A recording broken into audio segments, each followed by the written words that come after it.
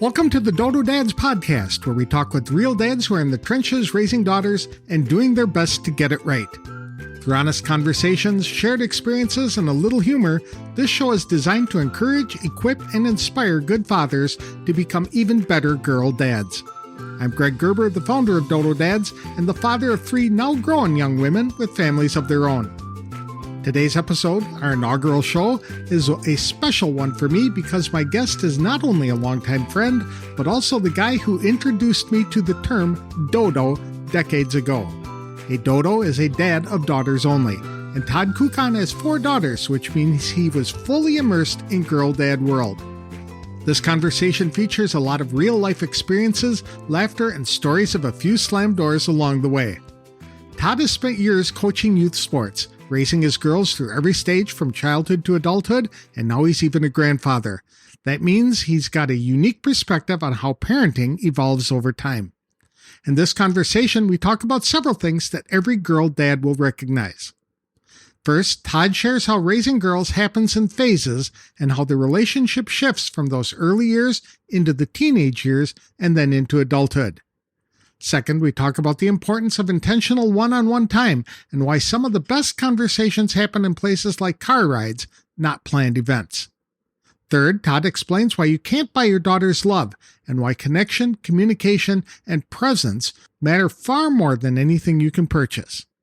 Finally, we dig into the realities of raising daughters, including handling emotions, navigating social pressures, and learning how to guide instead of control.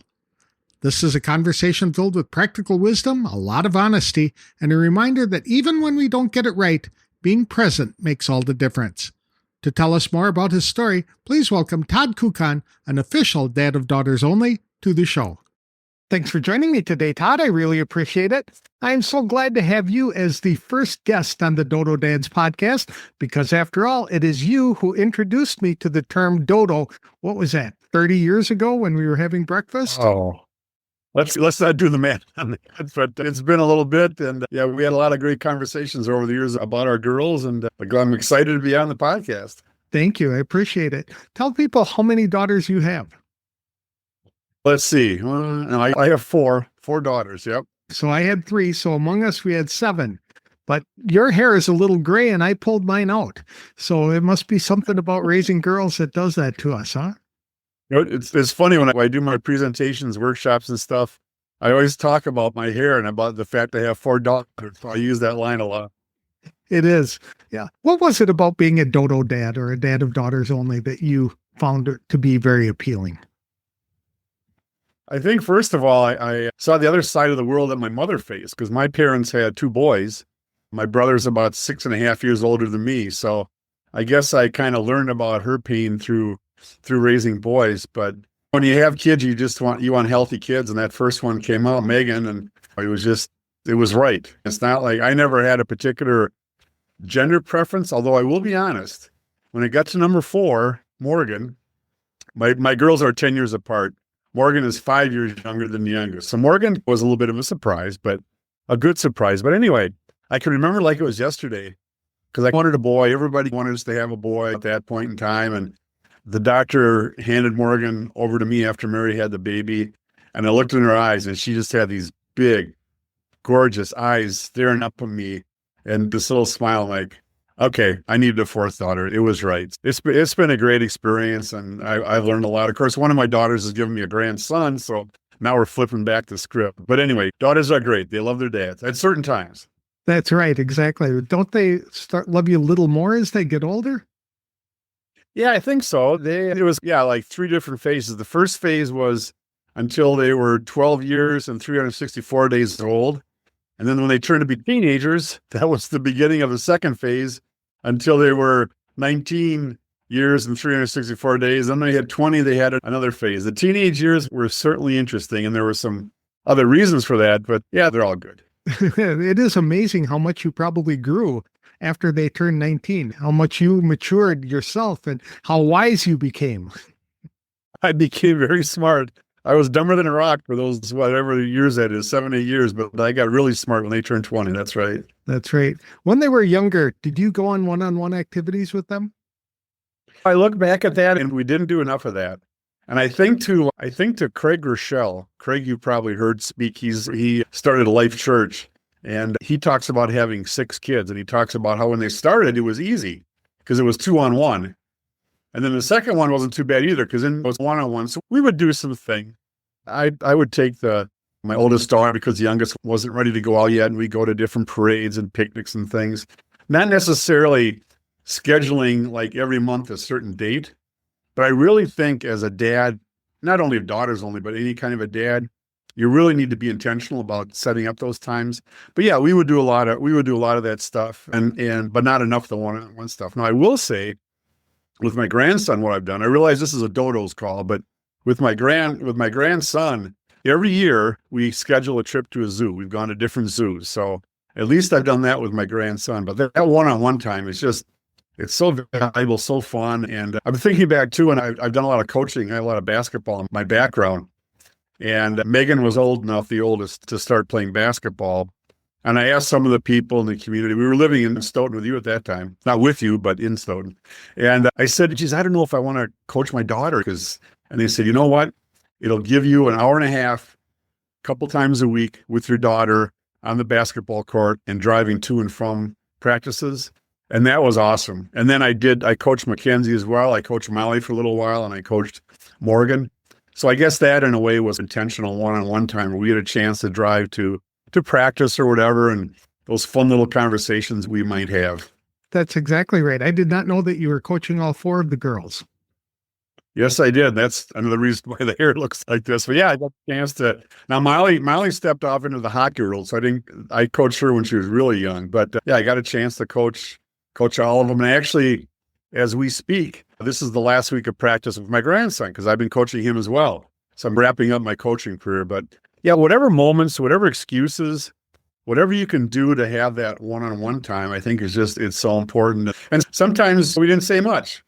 And that was fine too. That gave them a chance to just decompress and not have to think about anything. Sometimes we'd have funny conversations. Sometimes it might be a little more serious, but it just gives you that time to bond in a different way when you're with 2 or 3 or 4 of them. Was there any problems with you coaching your daughter among other team members and things like that? Perception that there's favoritism involved? I think, quite honestly, it was almost the other way. I remember, and we still joke about it. We joke about other friends that one time I kind of lit into Megan about a habit she had created that she continued to do. And she came off the court once, and I got into her, and I was actually very cognizant of playing time, and I made sure that it was as fair as possible because I knew that could be an issue, and I didn't want her to have to deal with that with her friends or anything. So my philosophy always in coaching youth sports was playing pretty much equally. Now, if it was the last 2 minutes of the game, I'd want my best players in, and my daughters were typically some of the better players. But yeah, that can be challenging when you're coaching your own kids, that's for sure. Sure. When did you realize that raising a daughter was going to be different than what you had expected it to be? Holy cow, that's a really good question. I don't know if there was really a moment. I think when some of the female biological things happen, that's a different situation, but that's why I was glad to have my wife at my side because she can handle that with some of the kids. The other thing that I had to get used to was obviously growing up as a boy and the way we would play with boys, and this is a very much generalization. Please don't text me or send me messages on LinkedIn or Facebook. But boys, you get up, you punch each other in the arm, then you start playing again. With girls, there tends to be a longer emotional adjustment between certain situations. And that was probably the biggest thing I had to learn. A lot of that I learned through coaching them as well, that it couldn't just be jump on a little bit and expect things to turn, rub dirt on it and they'll be better. You had to treat girls in a different way. And I still demanded that they be aggressive, they dive for loose balls, and all those types of things. But just emotionally, the way that they were, anyway, my daughters were wired was a little bit different. They had to be aware of that. And that's just to expound on that. That's true with anybody. I mean, that's true. You knew even. But when it's your daughters, you got to be careful and sensitive to that. I remember the movie A League of Their Own, when he's really ripping into one of the players and she starts crying and the coach goes, "There's no crying in baseball."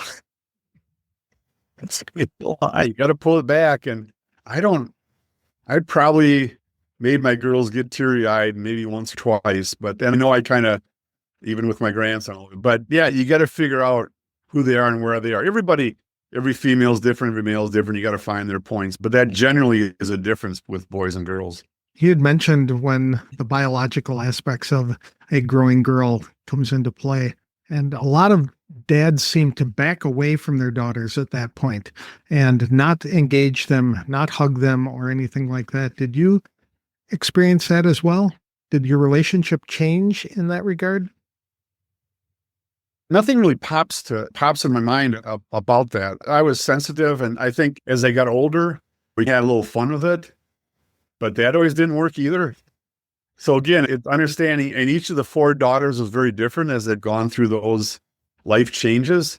So what worked with Megan, the oldest, didn't necessarily work with Mackenzie because she's a little more sensitive in a different way than Megan is. So it was, again, you really have to be careful if you have more than one. Each girl is their own independent person, and you figure out their habits and the ways they like to be treated and what's their love language, right? We have a lot of their book, of course, about love languages. What's their love language? You figure that out to help you get through those situations.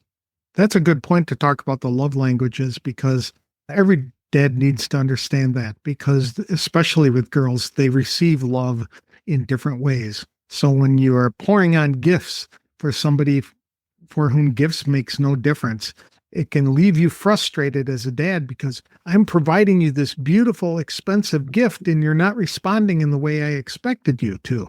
So what were your girls' love languages?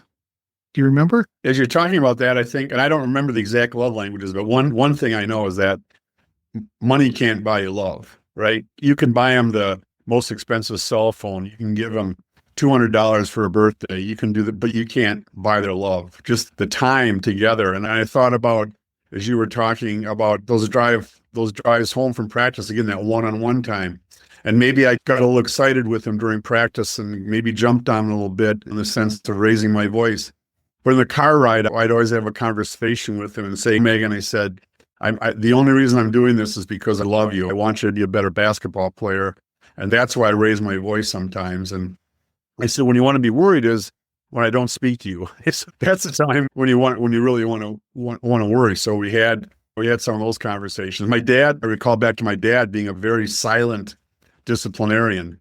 And my brother and I were laughing with him the other day about it, that he would just not say anything. And that would drive me crazy. It's like, yell at me or something, Dad, yell at me, please. But that was his way of doing it. But again, with the love languages, yeah, understanding sometimes it is flowers. Sometimes it is one-on-one conversation. Sometimes it is a hug. And one thing, we got together this past weekend, it was Megan's birthday.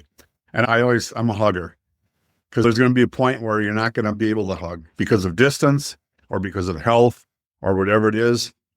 So I guess another tip for dads of daughters, and I don't know, you've got these great lists, I know, Greg, of different things that dads of daughters can do, but hugging, that should be number one, because you just don't know when things change for a variety of reasons. That's right. And sometimes she doesn't want to be hugged, though, and that can be a problem. How did you deal with drama in their lives as they were growing up?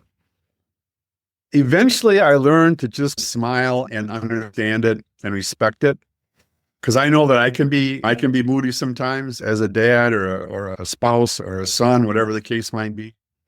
So really trying to work through it. And there's always a time when it will work. But I don't think you want to give up on it. Obviously, never give up on it. You have to try it. If it doesn't work, then it needs some time. Maybe it needs some more conversation. Maybe it just needs time away. Sometimes 5, 10, 15 minutes, maybe longer even. You just need the time to separate. Again, that decompress. People get through different things, and maybe they had some fight at school or something went bad with a teacher, and you try to help them. But I think sometimes as parents, we want to control it rather than help it. And you can't really control people and their emotions. You can be there to help them. You can be there to support them. And there'll be the right time to reach back out and let's try it again. How are you doing? Can I get you anything? Can I help you? Or slip a note under the door if they slam their door shut and say, hey, honey, I'm sorry. And whatever little things you can do. The slamming of many doors. Oh, yes. It's a sound that all of us dodos hear frequently. Yes, we do. Yes. Were there any values that you really wanted to instill in your daughters?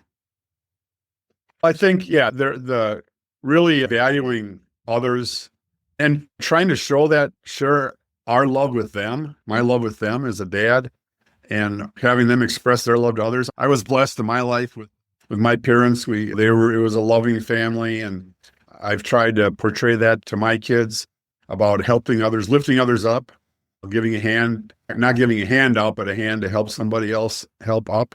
And my daughters got involved with other things, Girl Scouts and a variety of other things. And the teamwork aspect, which is a part of that, helping others, is really important. And that's where I think that sports, and there's a lot of things, there's dance and Girl Scouts and lots of different activities, but really teaching that teamwork and getting along well with others, valuing others.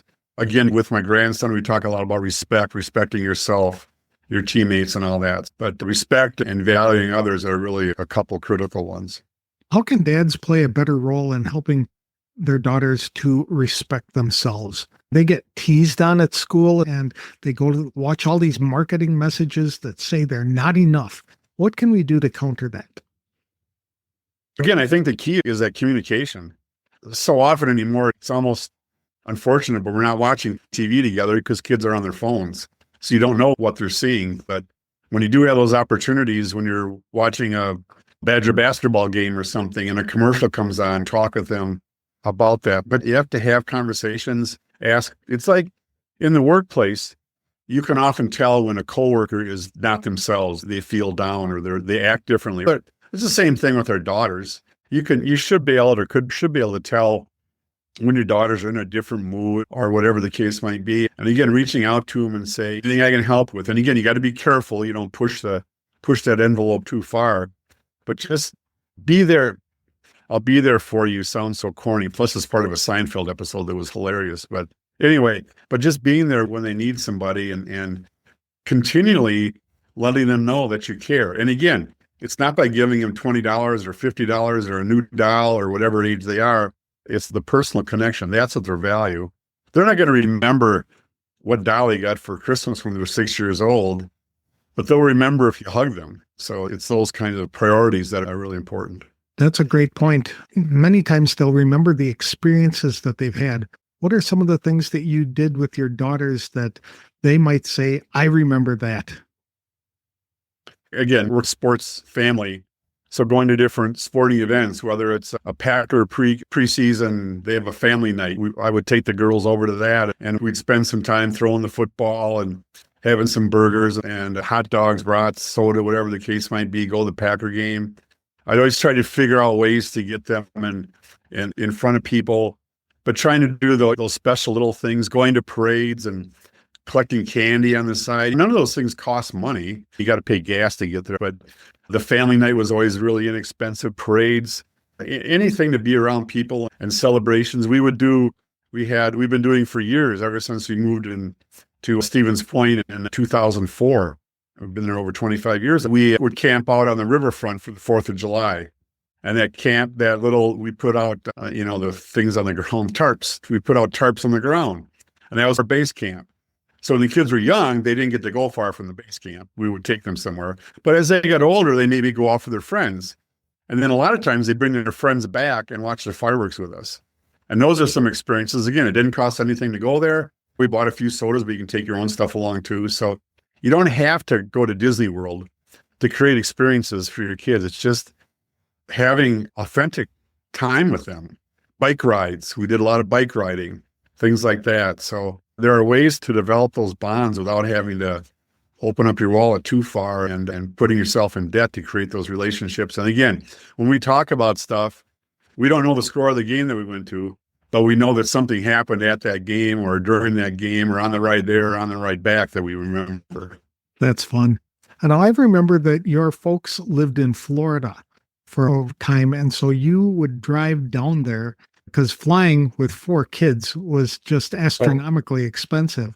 But you developed a routine that really made the trips much easier, if I recall. You started out late in the day, like 5 o'clock, and you fed them, or you stopped for dinner a couple of hours later and then ate in the car. So that was an activity for them.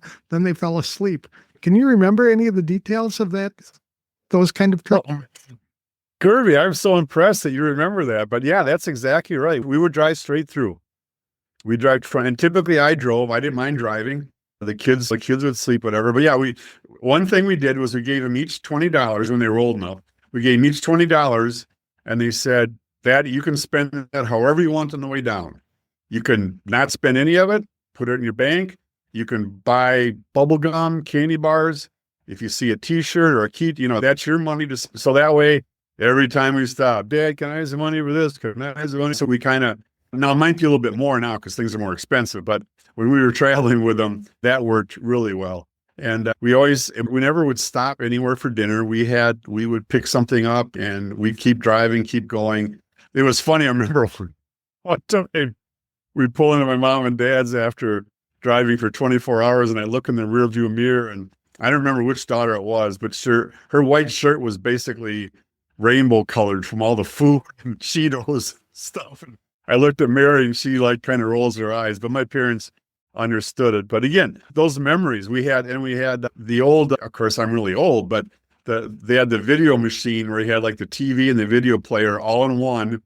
And it was the size of a small box. It was literally a small box. And we put it on top of a milk crate and used bungee straps to strap it down. And then we had to plug it in with all these different cords into our cigarette lighters. And then we'd plug in Disney movies so they could watch those as they were trying to go to sleep. So yeah, all that. Geez, I'm glad you reminded me of that. You're making me smile. But all those fun little things and the things you try to do to make the trip go good for them. Did you ever have to do any girl stuff as a girl dad? Did they ever try to put makeup on you or fix your hair? Oh, yeah, I had a little bit of that. Of course, my hair has never been that long, so there's not much to fix there. And quite honestly, they weren't big makeup girls until maybe late high school or college. So I didn't have to do a lot of that. But boy, again, look at it as an opportunity. That's a memory, and especially if you can get some good pictures of it, that's a memory to have with your girls. But I didn't have a lot of the makeup or hair stuff being done to me. So you didn't have to go to doll parties and things like that? No. It was funny, though. We were watching some old videotapes this weekend, and Kenzie, daughter number 2, it was a video of her bridging party for Girl Scouts, bridging from brownies to daisies or sign or whatever the order was. And I think I was the only guy there. I was videotaping. I might have been the only male there. So I helped them with the Girl Scout cookie sales. And of course, just like any good dad, you take the cookie order sheet to the office. But I always had them, they had to write a note or something for me to clip on the sales sheet so that at least they had some involvement with it and understood, because just to do it for them, they're not learning anything. That's not what the Girl Scouts or brownies or all that is about. So I remember that part of it. I remember those days as well. Girls are natural communicators, but that requires us as dads to be very good listeners, because they'll tell us what's bothering them or tell us what they want to talk about, but you have to be perceptive to find that opening or hear that opening. How would you do that? I always try to focus on asking questions. I think that's the best way to be a listener for your daughter, is to ask questions, because they want to tell a story. And again, as a parent, sometimes, and I was guilty of this, sometimes I'd want to jump in and help them and control it. Where looking back on it, the best, and I didn't always do this. I'm not perfect by any stretch of imagination, but letting them struggle through it a little bit, but still being there and asking questions. And some of my best CEOs, and you would remember Leslie Ann Howard, she would ask me questions when I was making decisions. And I so much remember that and so much respect her for that, rather than telling me what to do. And it's the same thing as dodos, is asking your daughter, tell me more, help me understand.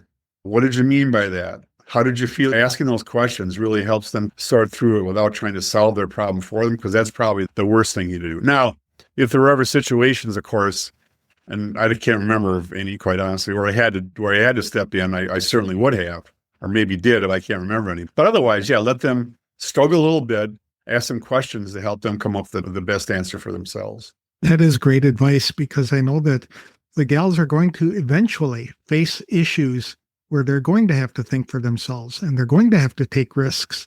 And I think it's always better to do that when they're at home and you're the safety net.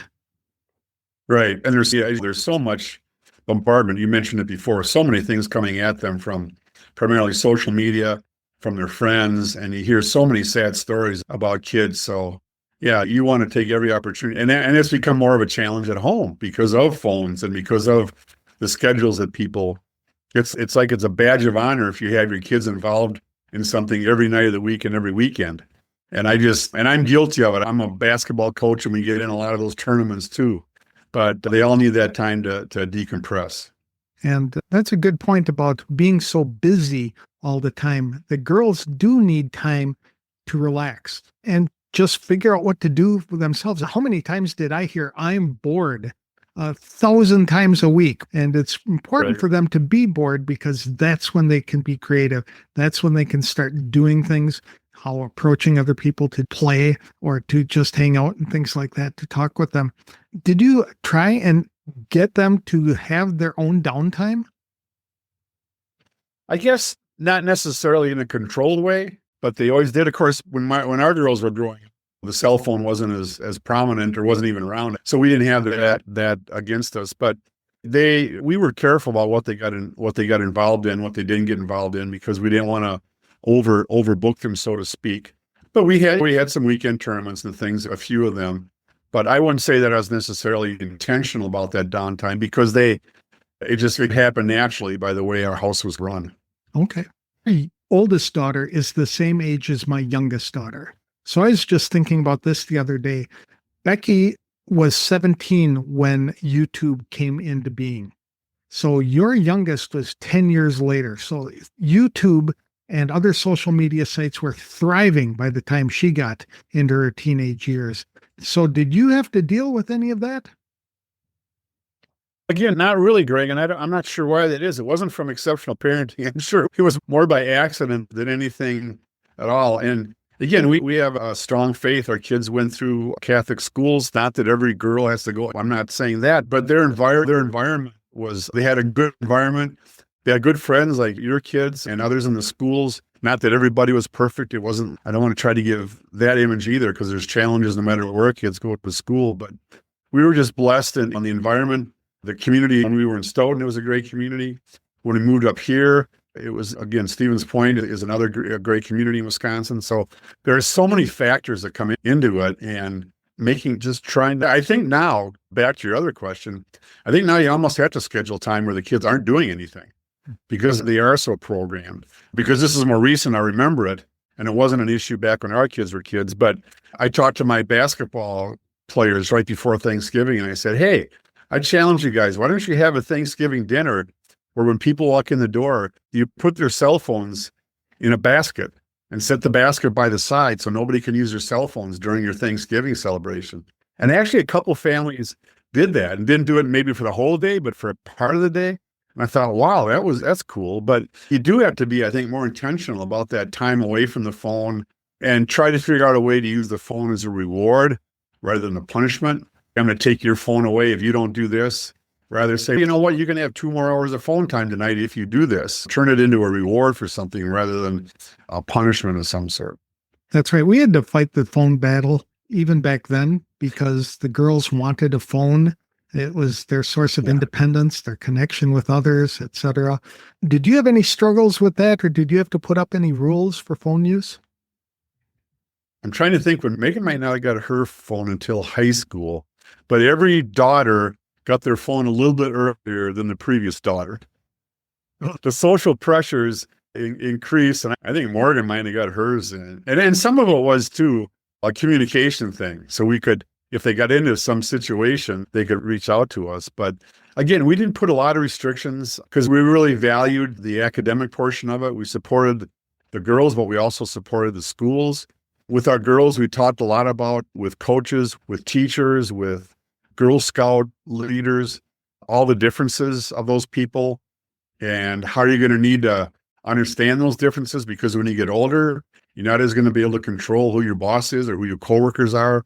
And you have to learn to get along with different styles and those types of things. Matter of fact, I got a situation, again, this is more recent. I keep talking about my grandson. He's not a girl, but it relates to this topic that if I'm not in practice, he's always upset after practice because he has a bad practice based on what the coach says. I think that he's determined before the practice that he's going to have a bad practice because I'm not there to defend him. And I tell his mom, my daughter, You just have to tell them, hey, next year he's going to have different coaches, different sports, different teachers.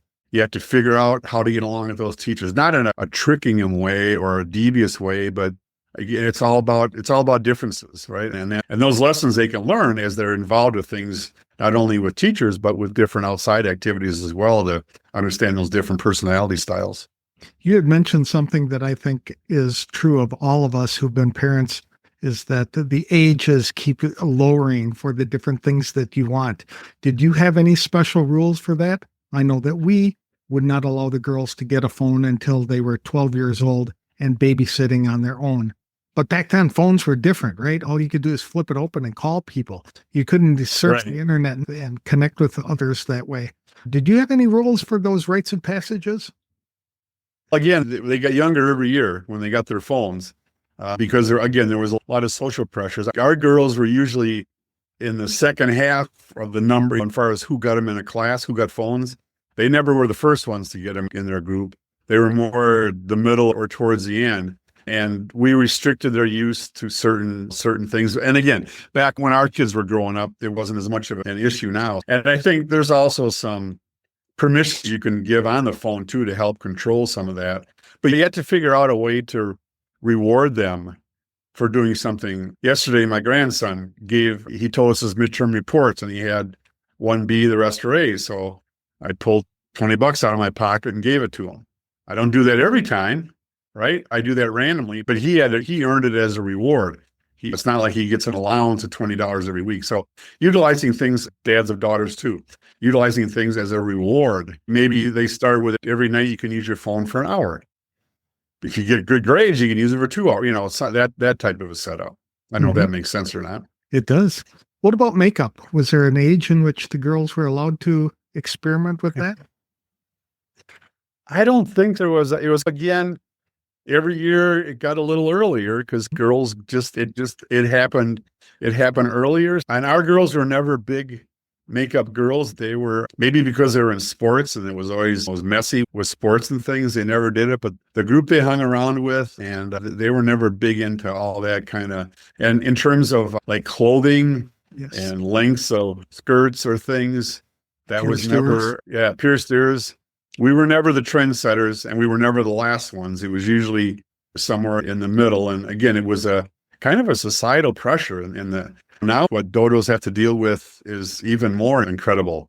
All the societal pressures we've talked about as well. Now the nice thing they have is these, I don't know what it's called, like a location kind of thing, where even now my girls are all working and employed, and they're not all on this, but my wife has a couple of them on location. So she can tell where they are, our youngest one in particular. But again, they have to be willing to do that. And if they don't, what do you do? So maybe when you get them their first cell phone, you set it up with that location, set it up the way you want it run, rather than give them all the freedom and then try to bring that freedom back. Very good point. How do you balance protecting your daughter while allowing her to become more independent? Yeah, wow, that's another $1 million question, Greg. They prove themselves. They had to prove themselves. It started by being home at a certain time when they were out on their own, when they were driving, those kinds of things. But before then, if they were going to a friend's house, we had specific, okay, we're going to come pick you up by this time, or there were certain parameters that we set. And as they proved themselves, we let those parameters grow a little bit. But again, they had to prove it. And in terms of using the vehicle, it was the same thing. We started a little bit more restrictive. And then as they proved themselves, if they call us or they were in a situation, that was something that we encouraged that when they were in different situations. They had a couple times where we had to help the girls out. Were there any life lessons or practical skills that you thought daughters really needed to know? It might be finance, it might be changing a car tire or something like that. It's something that you really stressed on them that they had to do this in order to be an adult. I always wish I had done more, but I think getting back to when we talked about values, teammates, teamwork, respecting others, those were the things that I really wanted to go. I probably went through them and showed them how to change a tire, some of those kinds of things. But mostly it was about valuing people, valuing themselves, valuing others, respect, Those are the type of things that I really want to see. I was the one that took them out driving for their drive when they first started driving. So I remember some of those situations. They'd take a corner a little short, hit the curb, and I could feel the heat from my dad when I used to do that. And I'm sure they could feel the heat from me. I wanted them to understand the driving aspects of it, not necessarily the mechanical part, but just the normal part. So yeah, the financial thing though, that's something. I'm working, like one daughter right now is like all over it, getting all over it. She just got Morgan. She just got a job a year ago. I got another one who's been working for many years, very frugal, and just won't meet with a financial planner to talk about. And I'm trying to figure out how to make that happen. So that's an area I wish I'd done a little bit more. I know some schools are starting to do that, which is a good thing. Obviously, I spent a lot of time with them in basketball, but that skill the actual dribbling of a ball doesn't help them now. But all the things related to the sport, about teamwork, respecting coaches and officials and all that, those are the kind of things that I was more interested in. What's one thing that you hope your daughter will remember about your relationship? I think it's that love and that caring for others. My daughter Megan just moved, and she was so excited that it was the first time I hadn't helped anybody move. And it was only because communication around it there was a lot of things. There were a lot of moving boxes, a lot of moving parts in that move. So that's why I wasn't involved. And it was funny because I was sad because it was sad, not sad, but I was sad that I wasn't involved because that was the first time I hadn't helped any family member, parents, brother, not my brother, but daughters move or something. That I remember well. Was the empty nest good experience or a bad experience for you? It was fine. It was good. It happened over the course of 10 years. Our youngest was 10 years younger than our oldest. It was different. Mary and I had to make some adjustments, and we were it. And now we probably, when we were with the kids, tolerated each other more because the kids were, I don't mean this in a bad way, but they were like a distraction from what was going on between us. So we had a period there where it's like, wow. But then once Morgan wrapped up, and that was, I'm trying to think how many years ago that would have been, maybe five years ago or so. My brother came back a couple times for extended periods. Now Megan's back with us again because of a relationship thing. And so we're in and out of this empty nest. And we've always told our kids, if you need to come back, because we'll be there for you. But it was an adjustment for us. Little things that I started noticing, and I'm sure Mary noticed in me as well, that were, oh my gosh, is he ever going to stop doing this thing? So it's another learning experience. Getting married and then going through all the kids stuff and then going through the kids leaving and finally being empty nesters. So there are some things you have to, again, respecting each other and the differences. Mm-hmm. Were you able to rely on your wife for support and advice, etc., when raising the girls? Oh, yeah. Yeah. Matter of fact, when 3 of the girls were all of them in high school, maybe 2 in high school, 1 was in 8th grade, with Molly was in 8th grade, maybe. But they were all in sports, all in traveling sports. So our rule was I would go on the away games and she would go to the home games. They're in the same night, because often that happened between hockey and basketball. So we had to figure out a way to divide and conquer and support each other. Yeah, there were nights when they'd all be in bed. Of course, by then we were like so exhausted, we just went to bed too. But yeah, you have to figure out ways because it's a lot. And she was a stay-at-home mom, so we were very fortunate. I guess that's a big piece of why we've been so fortunate with our girls. She was a stay-at-home mom. Not everybody can do that. Everybody wants a career type of thing. So I guess that's people's choices. But we were lucky that she was able to stay at home. So by the end of the day, she was ready for me to be home. So I run interference on some of the different challenges with the kids and get them where they needed to go. Good point. Do you have any advice for dads of daughters who are in the trenches, who are dealing with this, who might feel overwhelmed, outnumbered, etc., on ways that they can be getting through it? I think the fact you're doing this podcast, Greg, is awesome because it's a way to maybe have a moment to laugh about your own situation, hearing what others have to say about it. I think being intentional about spending quality time. I'm trying to think. I can't remember where I was once, but I saw this younger dad was sitting on a picnic table, and his daughter she was maybe 4 or 5 years old, standing in front of him, and he was on his phone, and he was doing something and kind of saying, wait, and I'm thinking, oh man, another 10 years, you're going to wish you had that. that 5 minutes of time, because there's one thing in life you can't change, and that's time. It comes and it goes, and it's 24 hours in a day. And you have to find those moments, even if you have to put it on your calendar, schedule it on your calendar. Every sports season, first thing I put on my calendar now is my grandson's schedule. Do I get to every single game? No, but it's the first thing on my schedule. It's got to be something pretty darn important.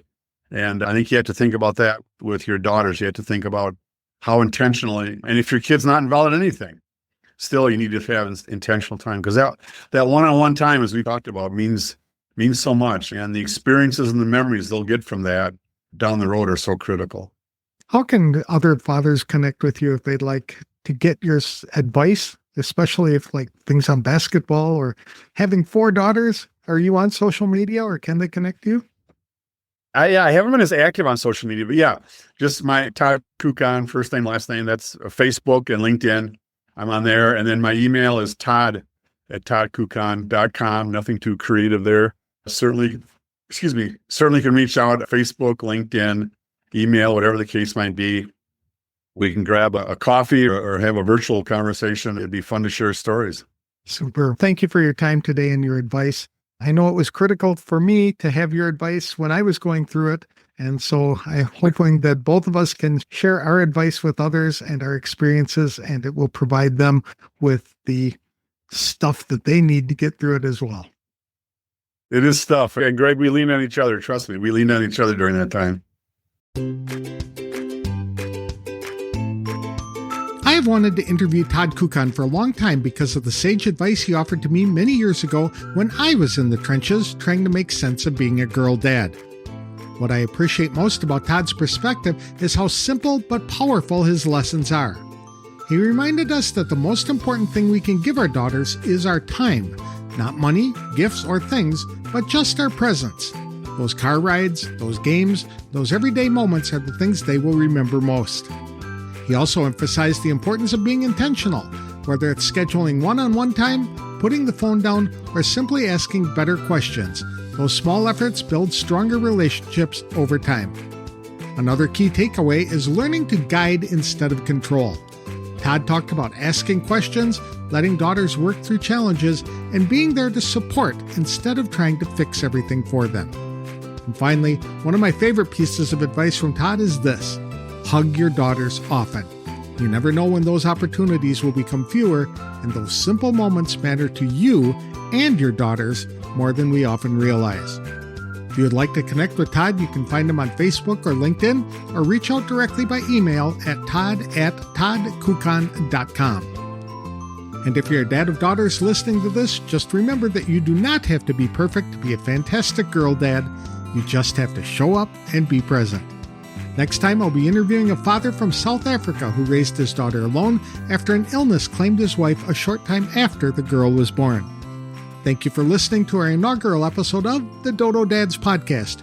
Remember, any man can father a child, but it takes a dodo to raise a daughter.